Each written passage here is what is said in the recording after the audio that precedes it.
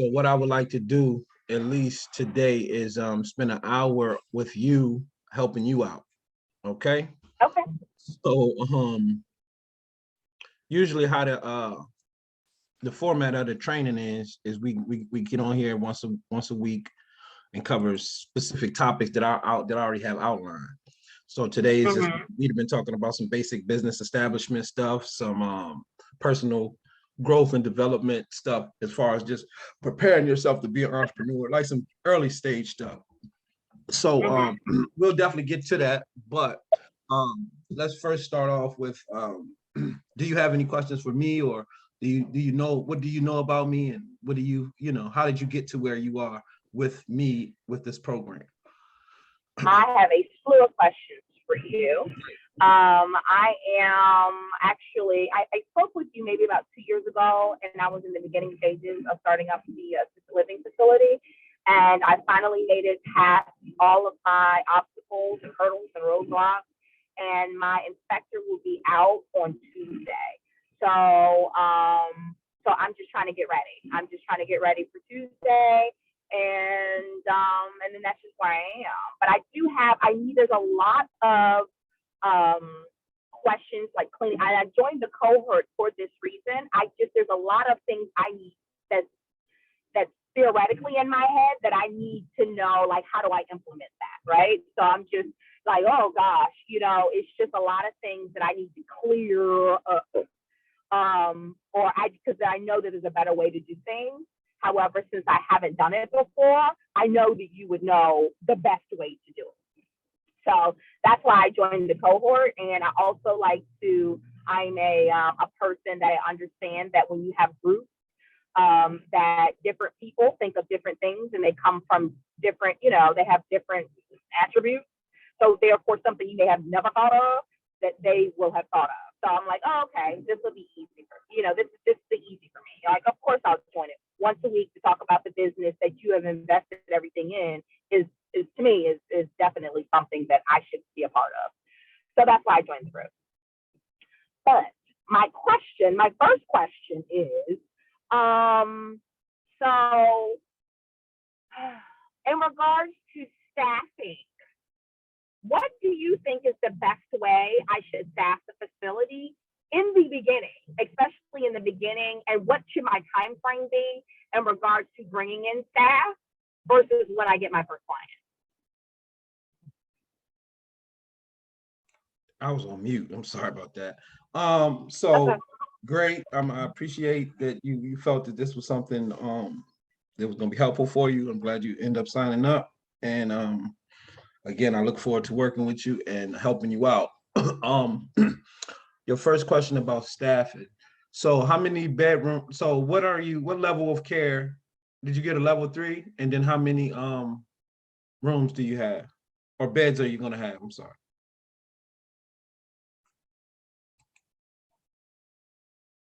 Hello? Can you hear me? Can you hear me? I can hear you now. I don't know. I'm on my phone. I'm trying to drive. Oh, okay. All right. I'm off my phone, so I guess my connection is weak. But anyway, what were you saying? Oh no, I was saying that how many did you get? What level did you get approved for, or did you get licensed for? Was the first question, and then I asked how many beds. No. Yeah, I'm not licensed yet. So the inspector comes in on Tuesday. Tuesday. She'll be there Tuesday for my I guess my inspection to let me know my level. Oh, okay. So what did you put on the application? 3? 3. Yeah, 3. Okay, great. So and how many beds? Wait a minute, I got a question. So you brought up a question. You just brought something. So I'm not understanding. Why wouldn't everybody put on 3? Like, what's the difference in the inspection between a 3 and a 2 and a 1? Like, I don't understand. Why wouldn't everyone just the level of care? And it's the level of care that you're allowed to provide. I get it, but what's the difference? Like, so like this, that's what I was gonna say. It's really it's written out. It's really they really outline it in the statutes. I don't have the exact definition for each level right here, but the level 3 is the most medical. It's hospice. You see what I'm saying? Like you can Yeah. take care of it until the end. So Yeah. So I they don't decline to understand, certain like, levels, huh? okay, like, so in my inspection, I hit level 3. I did everything that I was supposed to do. I followed well, at least I thought I think I did, but I'll find out on Tuesday. Yeah. But anyway, I just don't understand why everyone wouldn't put level 3 on there. Yeah, most people do, and it's just a Oh, matter okay. of the state giving you options to determine what kind of company or business you want to run, because you got to Okay. understand people have different tolerance for medical care.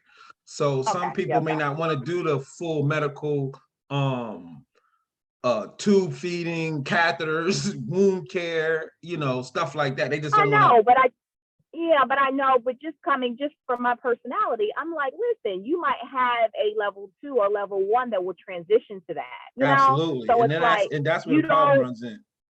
yeah. So it's like, why would you limit yourself? You would always go 3. And then if the person 1 turns into a 3, then they don't have to leave the facility.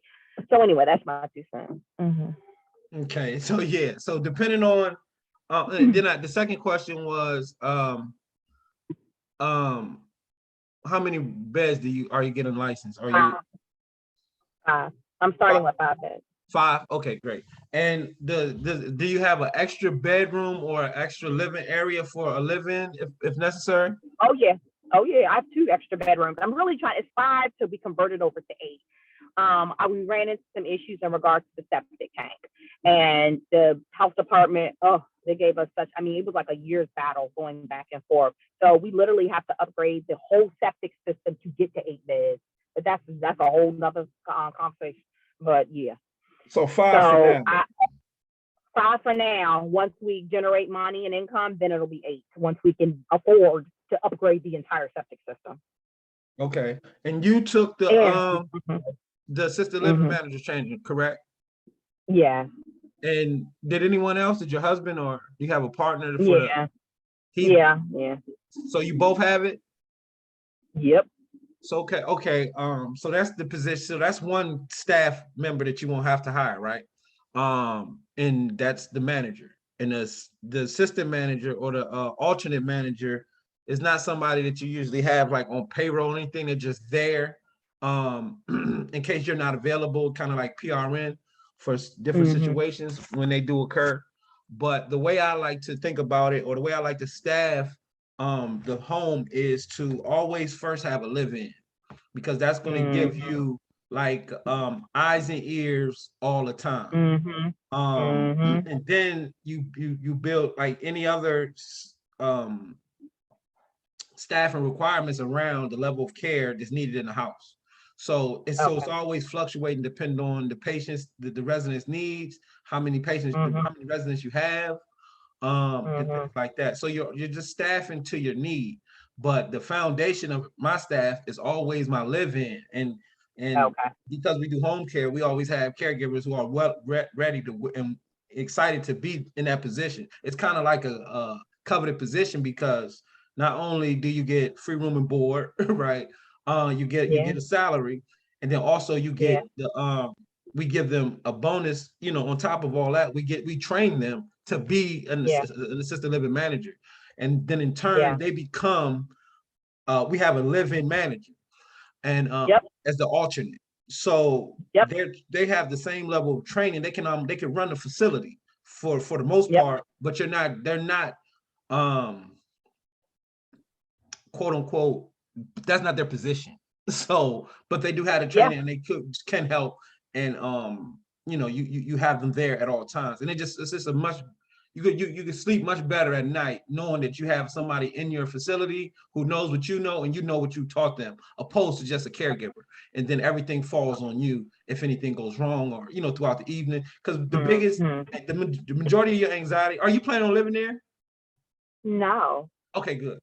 I mean, not good or whatever, but the majority of your anxiety is gonna come at night. I know. I already know. I have anxiety. I'm a healthcare provider. I'm a nurse, a nurse practitioner. Good. So I already have anxiety before I even opened it up. I have anxiety already. I'm like, because I know all that can go wrong, and I know this is another thing that's getting me. I know the unrealistic expectation of a lot of these families.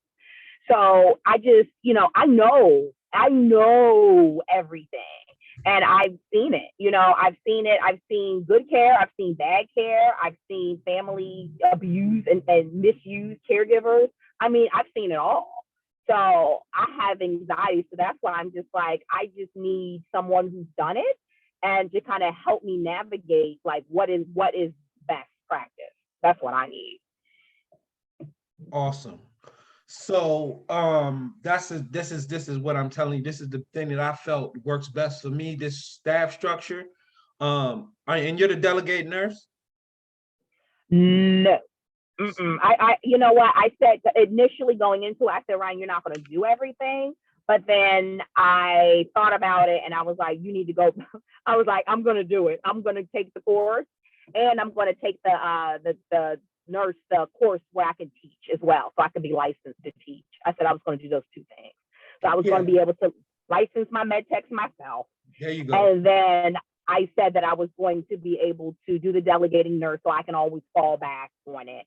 I'm just not licensed right now, but I will do it eventually. It's just on my to-do list to get done within the next 6 months, let's say. And from my understanding, I'm not a nurse or anything like that. I have no medical training, but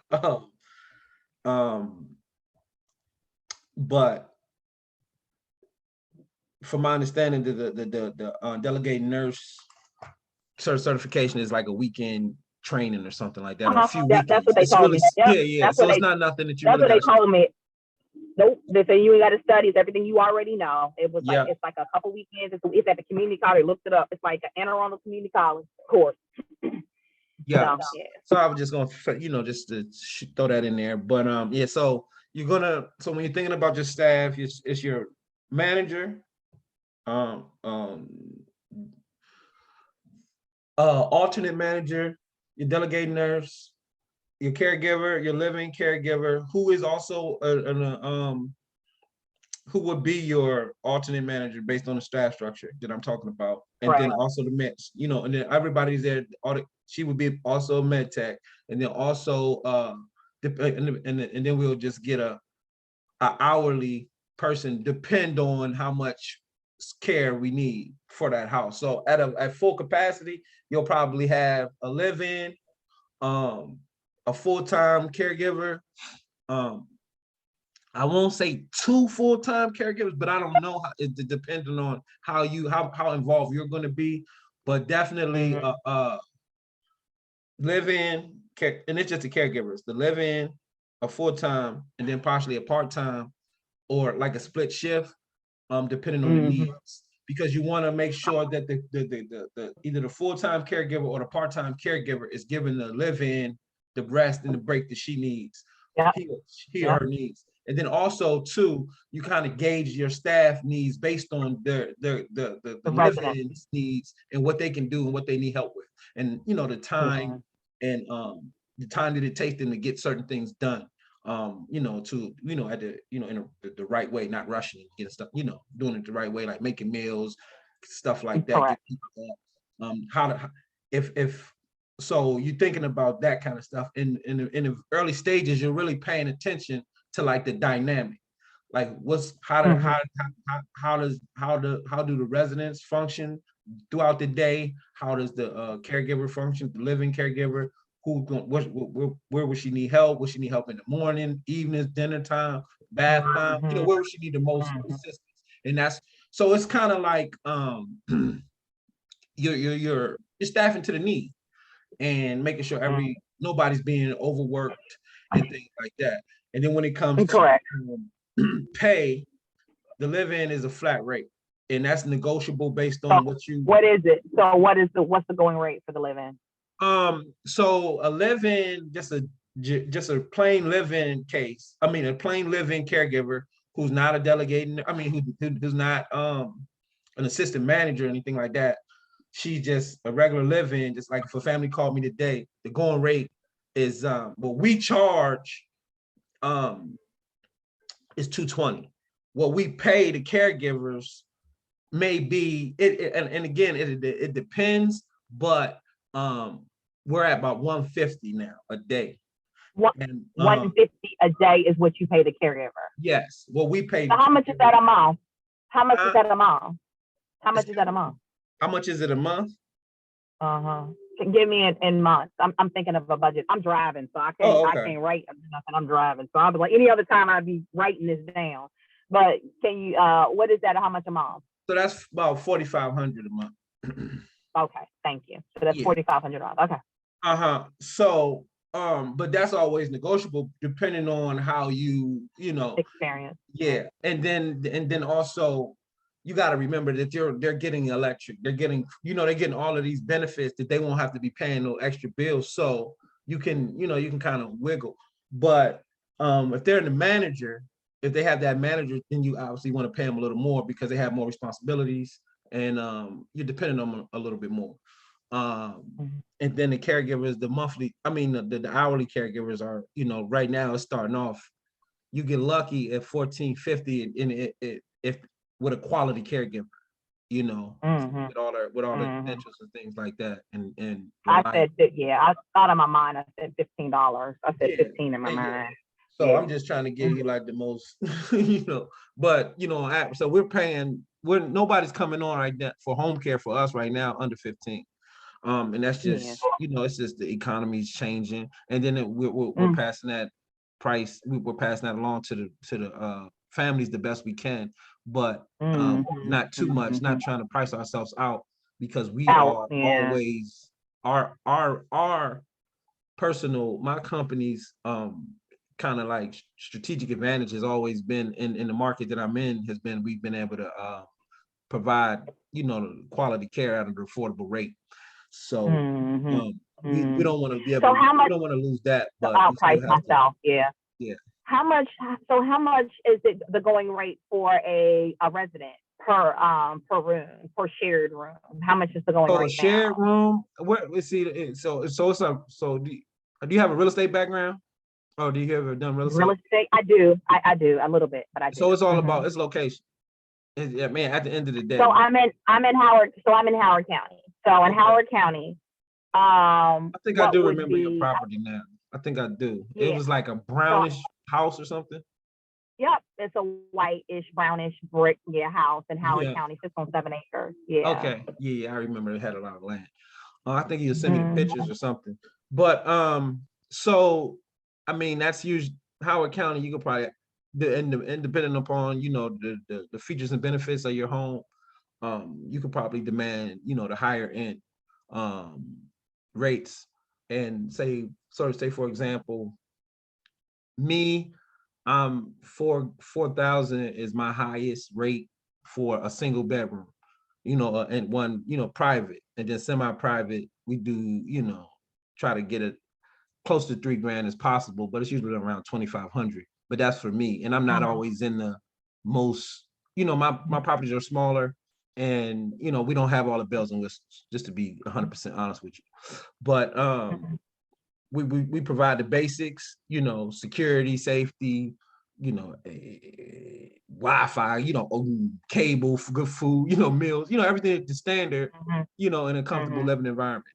But so we can't really demand the highest, but and then we're not in the greatest communities as far as I kind of focus in like Pasadena, Glen Burnie, areas like that, because it's the properties are cheaper. Opposed. I work in Pasadena, Glen Burnie area, so it really, I don't find them to be bad. I'm sure some are. I don't find them to be bad areas, but anyway. Oh yeah, they're not terrible, but they're like working class communities, opposed to like upper class. Yeah.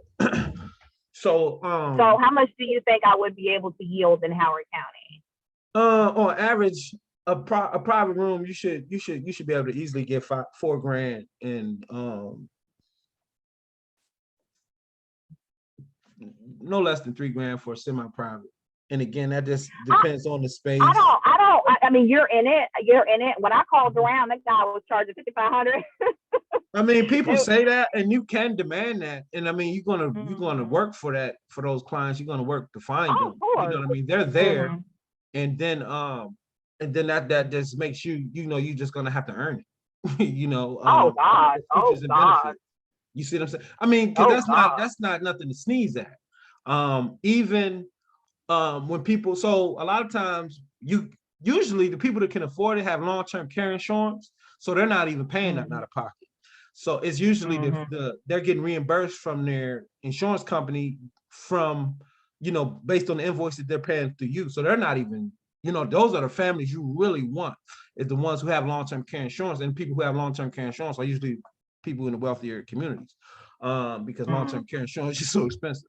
So they can get it, and that's, they can demand, you can demand it for that. And then when you have, like I said, the features and benefits in a great location, again, you can demand those rates. But I don't want to blow no smoke up your, and be like, yeah, you Oh got no.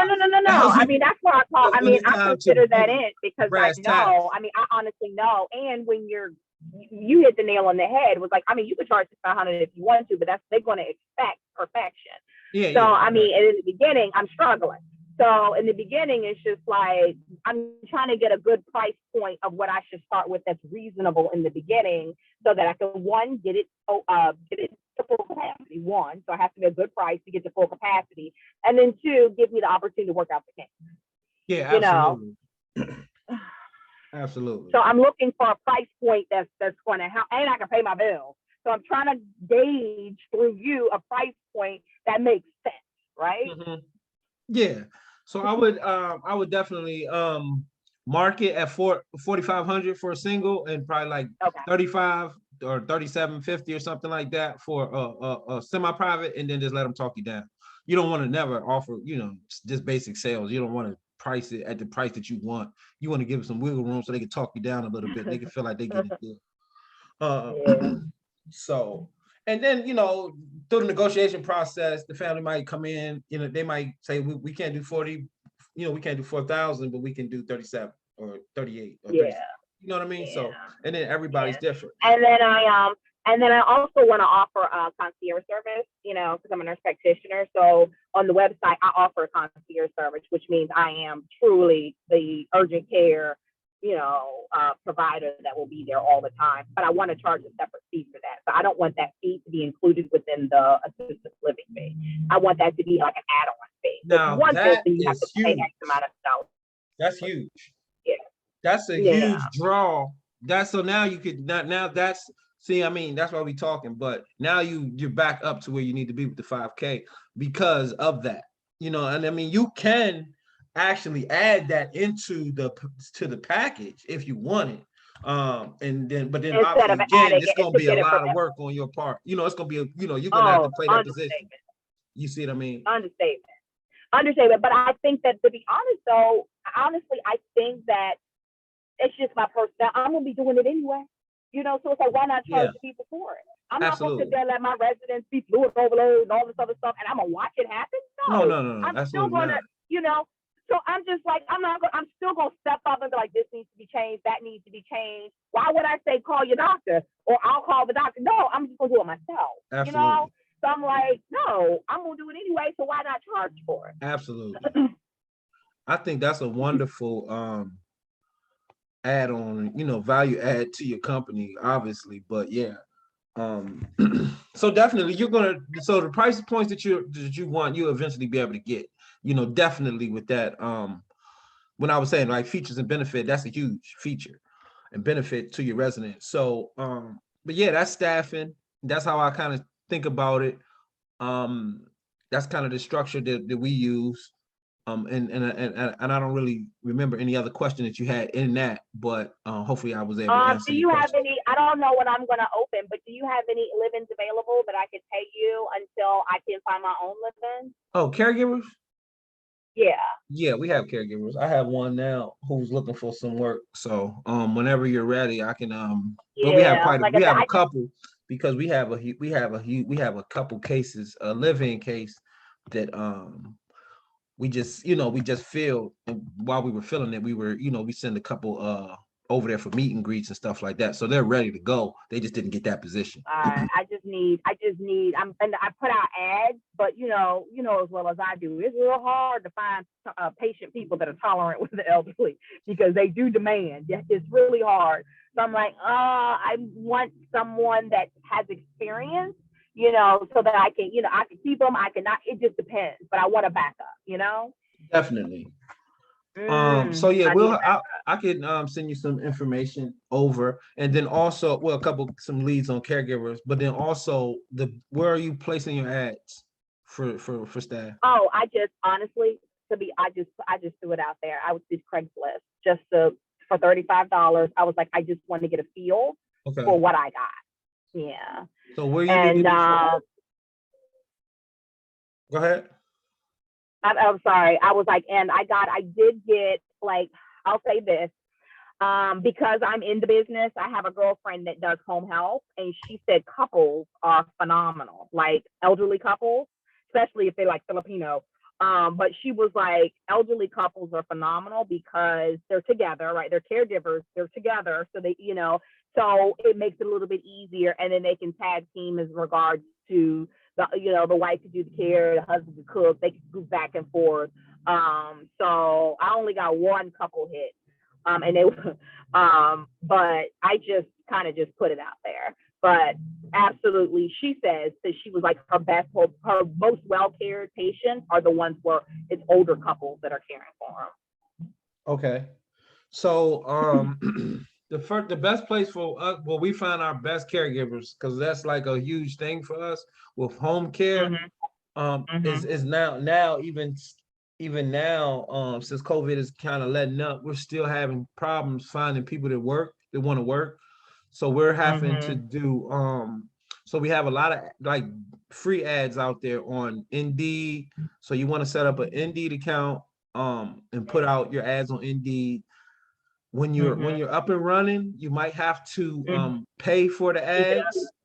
Okay. But they have like a free version, but in the beginning, just to get some, to build up your database for, qualified caregivers that, med techs with experience and all their, documents straight.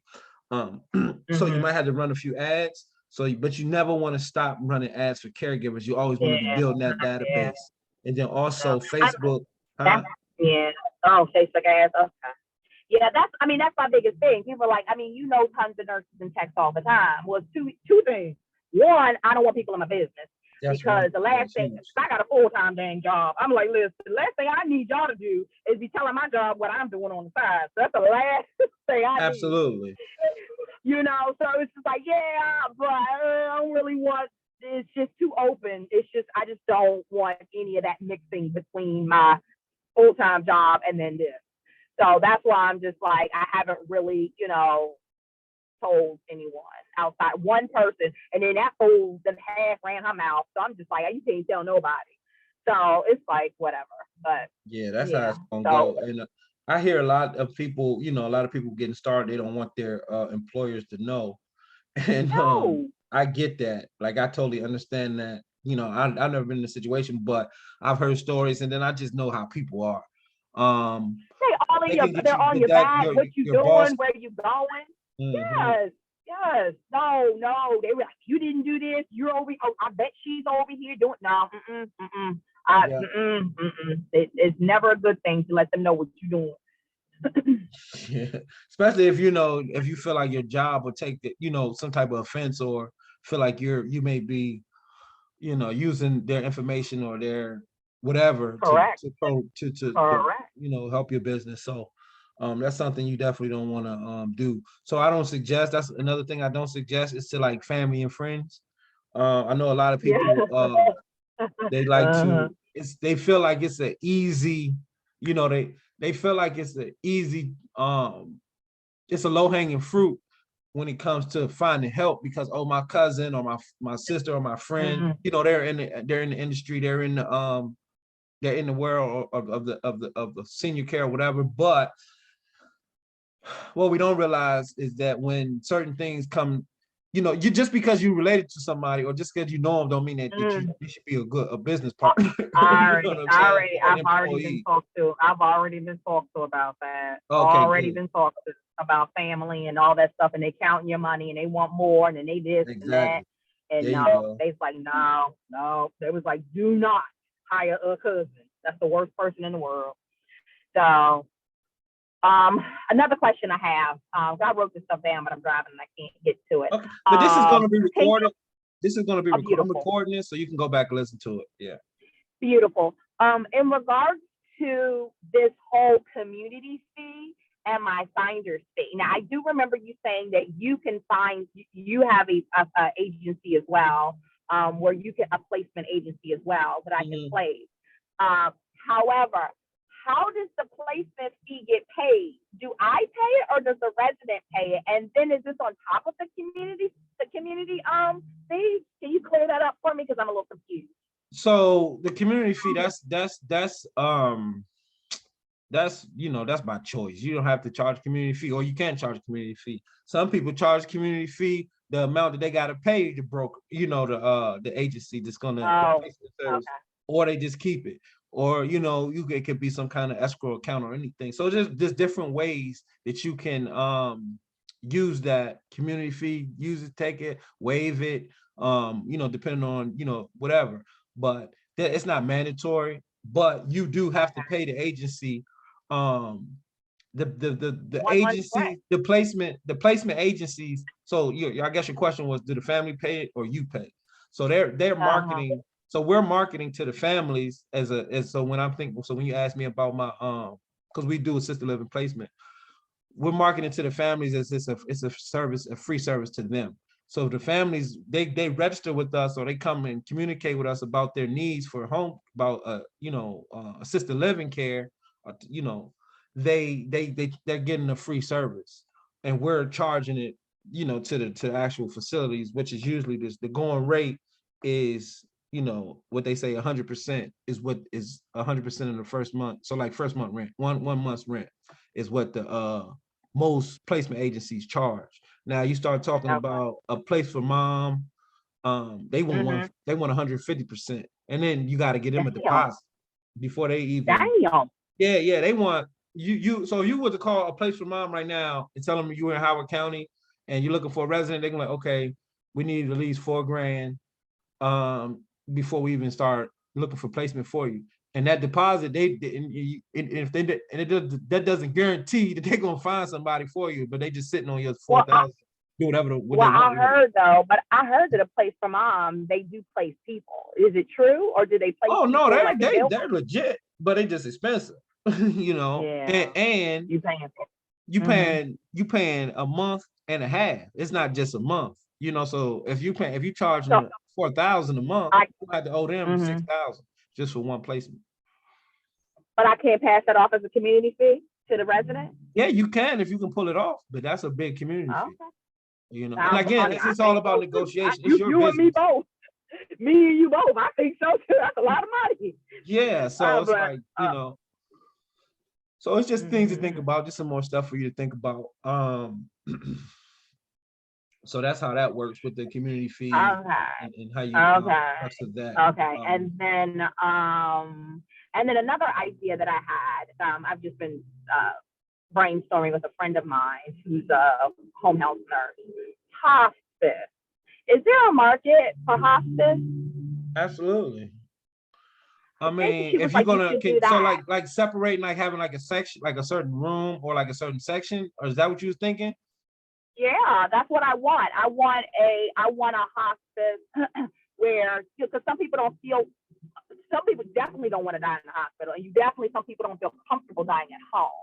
So I'm like, I would love to market it as you can, I have a single room, and I would be, I'm okay with marketing that as the hospice room, so whoever can come in and, and say, I don't know. I'm just throwing the idea out there. Once again, it's a brainstorm. So I wanted to ask you, is that something viable that I could do? Absolutely. Because I mean, it could just be by availability. So if you have the availability, so like if you have an empty room and people may need a hospice, that might, they come for a week, 2-3 weeks, however long they may stay.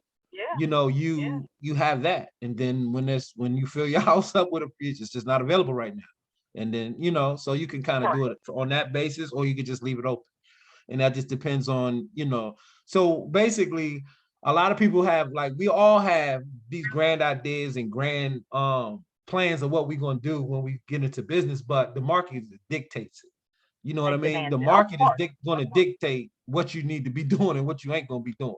And once you get out here and you start you start marketing and, starting your, like your community liaison process where you're starting to introduce the community to your facility, you'll start to see the needs in your direct community and you'll be able to, cater to those needs accordingly. You don't want to be so rigid to where as though, oh, I'm going to make this a hospice room and I'm going to, I'm only going to use it for hospice. And that might box you into a situation where you done passed on 3 good paying residents because you like, oh no, that's for hospice. You know what I That's mean? not But you even ain't my had no hospice. personality. I You ain't can't had no even hospice afford it. I client. mean, at this point, I can't even afford it. I don't have the opportunity. I'm not at that. I don't have that option to be passing up no paying nobody. So, so I mean, everything can be done. It just has to be thought out, and you got to, and then always stay on the money side. And what that means is no matter what we doing, we got to make sure at the end of the day, it's profitable and it makes sense to the overall business. Not just our ego or our passion project or our hobby is, emotions. It's like, once again, I don't have that option. I don't have that option. I mean, some people have that option, right? But I'm not one of those. I don't fall into the category. Well, I have that option.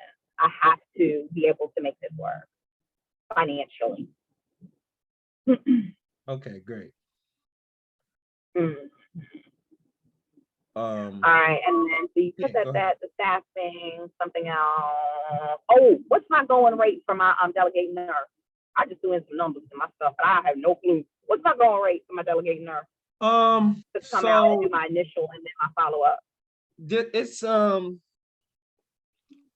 so they're not on staff. I mean, they're not on payroll. I mean, you're not paying them. I know, weekly. But is it like so it's like because it's like. Is it like from door to door? Because honestly, I would literally, if I was a delegating nurse, I would charge so I would I'm $65 an hour. So I would be like, if it takes, now I'm an honest person, I'm not gonna be dragging it out. But I'm like, listen, if it takes me 45 minutes to get to you, and then 45 minutes to, to do the work, then I'm gonna charge you. I'm not gonna charge you for my way back, but I'm gonna charge you for an hour and a half. Okay. So I'm just so it just depends because sometimes, especially as nurses, you get yourself jammed up when you're like, oh, $65 a visit. But it depends because if they're seeing more than one person, that's fine, right? So if you've got 3 people to see, $65 times 3. But if you ride out there to see one person at $65, you're like, y'all, this ain't worth it. You gonna realize it's just you definitely, and that's the going rate. Actually, 75 is what we pay. 75. Yeah, 75. Okay. And then, like you say, 75 in gas. Mileage. Okay. Okay. All right. And then my follow-ups, was it 45-day assessments? How much of those? 75 as well? Yep.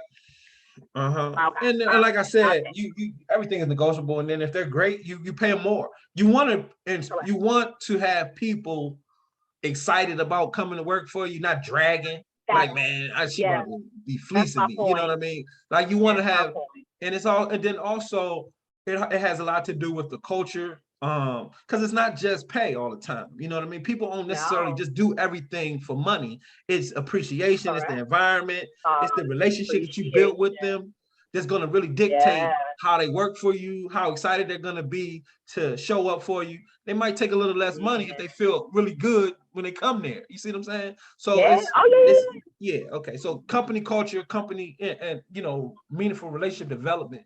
But not only your referral sources and your clients and your leads is very important for your staff and your caregivers and your nurses as well. Just establishing these real deep relationships where you're recognizing them on their birthday, you're giving them calls, you're checking in on them because this is your staff, this is your team. Look at it like you're Phil Jackson's and they're the Lakers. You know what I mean? And you trying to get to the championship, and you got to develop each one of these individuals, each one of your staff members to be LeBron James of whatever their position is. And that's your duty to develop them and make them feel excited, motivated, and encouraged to want to get better. Because in turn, that's making your company better. And as your company gets better, what happens? You get more money. So Yeah, I mean, I have a friend of mine at this point. Let's be real, especially in the beginning. I'm gonna be doing the majority of the work only because it's my baby, right? It's something new. It's absolutely. my baby. So I'm like eyeballs gonna be on everything. But at some point, I want to be able to step away, you know, and let the staff do the staff, do what they're supposed to do. But at the end of the day, I'm looking at it, especially if I'm concierge service. I'm looking at everything I'm looking at. So, and that's another reason why I'm glad that it started with 5, because it's a little less burden on me and I can ease into it and get myself organized. Organization is the key. So I get myself organized, I'll be fine. So, Absolutely. um, other than that, I think you've answered all of my questions. I know it's one on that piece of paper, but I can ask you next week. But I think you touched on all my initial questions for my inspection. What do you think I should look at? What do you think? We can wrap it up with the inspection. What do you think a lot of people say? Is a high percentage of failure rate, or what can you give me advice you can give me towards about my inspection on Tuesday? During your inspection on Tuesday, you always want to go into it. For me, this has helped me going into these circumstances, that it's not the end of the world. So even if I get it totally wrong, it's not over. You see what I'm saying? So I kind of relieve myself from the stress of, I have to be perfect this day. It's crunch time. It's not that. This is the state coming to get you prepared to do it right. So they're gonna, use this as an opportunity to learn and grow and to get it in order so you can do the best. Don't be defensive and combative. Some people are defensive, when they come, and you want to be more better. I know better than that now. No, I'm just saying there's certain personalities, when you put them in a test, or you're critiquing them, the natural instinct is to, kind of, put your guard up. But you want to be open, ask questions. Okay, go ahead. I'm sorry. I said, no, when you need that person to pass, I mean, that's school 101. You can't get the teacher when, it's just like, you have to be like, oh, I'm so sorry. What can I do? And that's how you pass the class. Yeah. So you know what it is. So basically what I'm saying is just having your documentation in order to the letter, the best that you can understand it. Have questions for them prepared, because I rather ask, like, so that there's always going to be like holes and different things that you may be concerned about, worried about, thinking about. Write that stuff down and be prepared, to ask those questions initially. So I was a little, I was thinking about this here, I was a little concerned about that. Could you make this a little bit more clear for me? Am I right here, or does there needs to be some changes? How can I do this perfect, or how can I be better, for the state? When you approach them like that, then that turns them into more of a mentor, like, hey, look, you want to do it like this, and then listen. So it's just, it's just basic, communication for real. It's going to get you through. And just on the technical side, just having all your ducks in order, just going straight by the book, and everything. Maryland makes it so easy because they give you instructions to everything, and it's just people just don't want to read, and I try to tell new operators and owners, like, look, you have to know that statute. You have to know those these specifics in the COMAR about what you're trying to do. You have to know that, not for the state or not for any other reason. You need to know that because this is the business that you're saying you're going to be in, and you're putting all this investment. You buying a house, you buying, you spending marketing, you putting furniture, you paying this mortgage if it's a second home that you got, you're doing all of this stuff.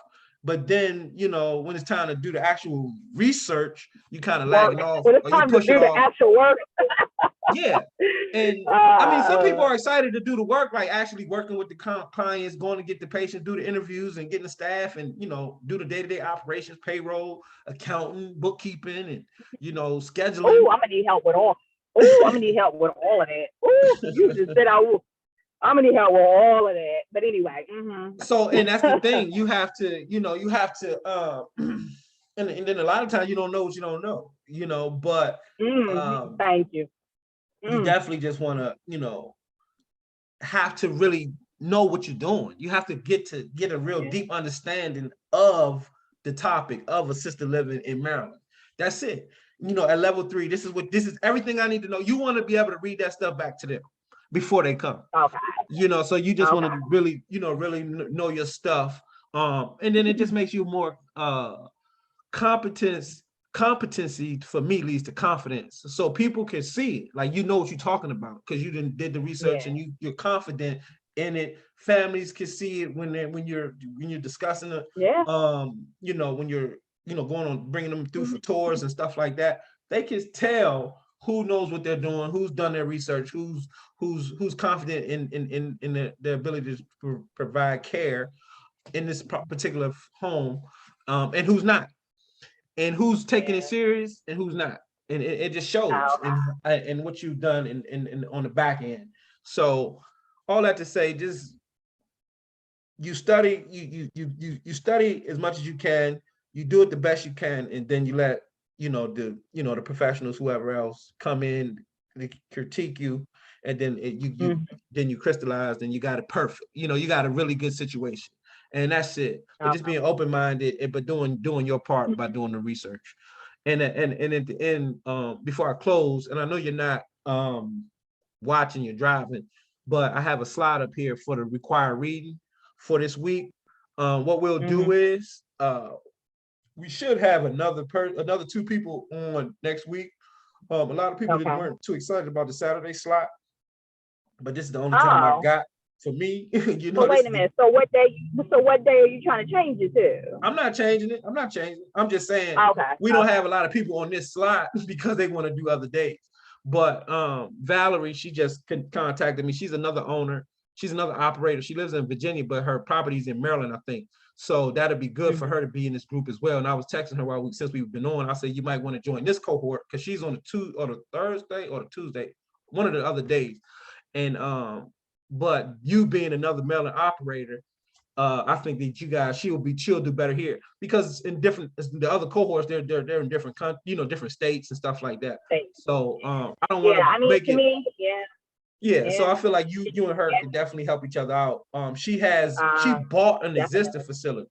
So yes, and she's getting a license transferred over into her name. So she bought a home that was already licensed, and she's just getting it transferred. So she's kind of like y'all are in a similar stage, because she's just getting taking over ownership, and you're just getting to the point where you're about to get licensed. So it's pretty much similar stuff that y'all gonna be dealing with. So I feel like that'd be great for you guys to communicate and work together along the way to get your houses fully occupied. So the book, the required reading I was going to suggest this week is the E-Myth Revisited. Are you familiar with Michael E. Gerber? I think so. You call it the E what the E-Myth Revisited. It's called the E-Myth. Oh, yeah. Okay. The E-Myth is called Why Most Small Businesses Don't Work and What to Do About it. So this book here for me is probably the most important business book that you should read in the beginning. That's easy. That's easy. All I do is download it. I'll download it and listen to it in the car. Yeah, that's what I do. I listen to all my books on audio books, and I just take notes, or pause it, go back and take notes. Yeah, I listen to books. I don't have the patience like I used to sit down and read. But I can read. It's busy. But this book is really helpful, because what it does, and I can see this, I can kind of like foresee this book being really helpful for you, because you're being in the industry. So what he will call you is a technician, someone who does the actual work. And it's kind of harder for the technician. You're going to have more problems. Yes, it's going to be harder for you.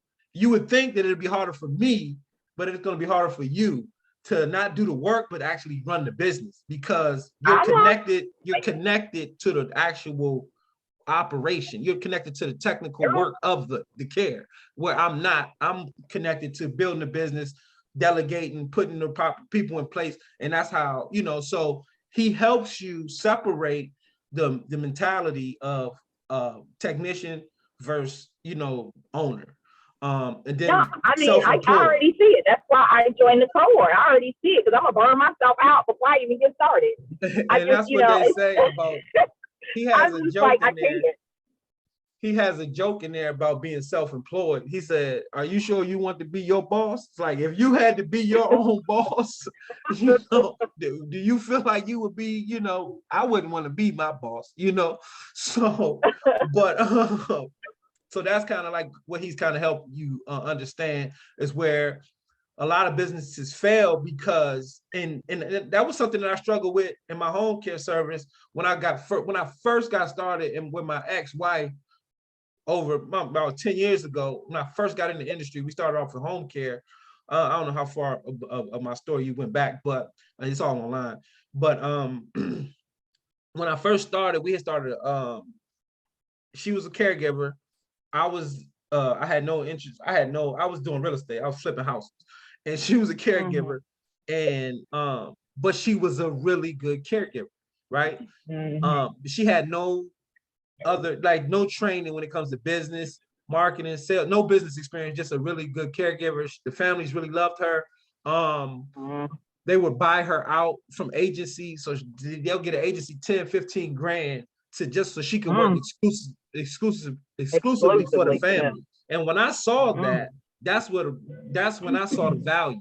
That's what kind of woke me up to the industry. And I was like, hold on, what I'm doing over here is cool, but why did they give you, they didn't give it to her, they gave it to the agency. They had to buy her out from the agency. So it was a particular family, it was a wealthy family in Annapolis who bought her out. And then from that point, I said, we got to build a business around this. And there was nobody on the internet. She was invaluable. Yeah. She was invaluable. She was back. I mean, literally, it was like, what? 30, 15,000? That's it? Shoot. That's I it. paid 30,000 for her. And that's it. And that's what you learn.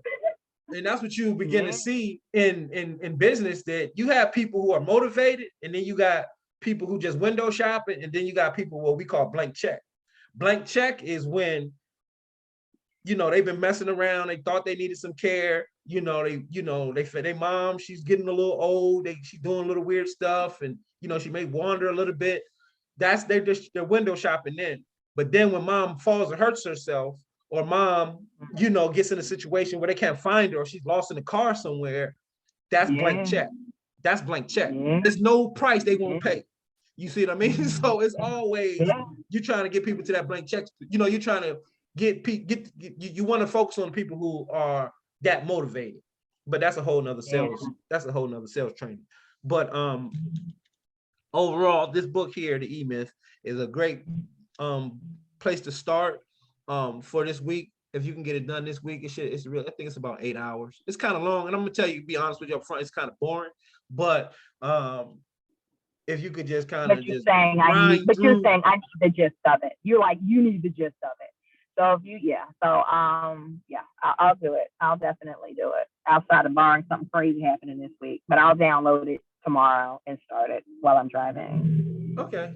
So if there's nothing else, I guess we can wrap up for today. And then always remember that you can call me, within the cohort, we can talk outside of this, right? So if you have questions throughout the week, you can just give me a call, and we can talk at any time, because it's a 6 months coaching. It's one-on-one and the group. So. Oh, okay. And you're going to have to text me because I'm driving. It's the E-Myth. Let me try to put it on. E-Myth. I'll put it on. Don't worry about doing that stuff while you're driving. It's all going to be here in the group. Okay. When you stop, you'll be able to go back and watch this and see everything that we covered. Okay. All right? Okay. All right. Well, thank you very much. And I enjoyed our conversation. Great. I'm glad you did. Thanks a lot. And I look forward to hearing from you soon. All right? Okay. Bye-bye. Thank you.